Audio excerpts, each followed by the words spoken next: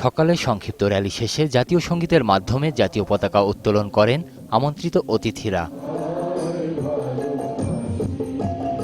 এরপর পরিবেশন করা হয় ভাষার গান ও উৎসব সঙ্গীত। পরে বক্তাদের আলোচনায় উঠে আসে চলমান রাজনৈতিক সহিংসতার বিরুদ্ধে ক্ষোভ আর ঘৃণা। হাসপাতালের পাওয়ার ইউনিটের অগ্নিদগ্ধ অসহায় মানুষদের করুণ মুখগুলো আপনাকে আমাকে স্মরণ করিয়ে দিচ্ছে হত্যাকারীর থাবা সর্বগ্রাসী হয়ে উঠেছে। আসুন সম্মিলিত প্রতিরোধে এই অরাজকতা বিভৎস এই কর্মকাণ্ড প্রতিহত করি। জ্বালাও পোড়াও সহিংসতা সহ মানুষ হত্যার বিরুদ্ধে কবিতায়ও উচ্চারিত হয় দ্রোহের চেতনা।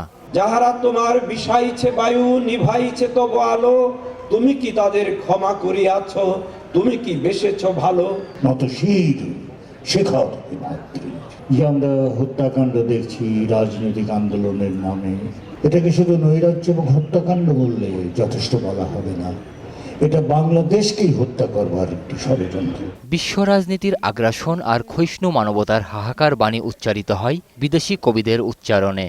শোনাও ধূসর শেষে প্রত্যাশার গান, পৃথিবীতে বেঁচে থাক পরিশুদ্ধ মানব সন্তান। En brækket store tog trækker blodspor ned ad trappen og ud. It is not the teacher's fault, the lecturer say, but a structural one. কবিতা দ্রোহের, কবিতা প্রেমের। কবিতায় পারে হিংসা ভুলে প্রেমের বাঁধনে একাত্ম করতে। এই চেতনা সবার মাঝে ছড়িয়ে দেওয়ার প্রত্যাশা তাই সকলের। সঞ্জয় অধিকারী, 21 টেলিভিশন, ঢাকা।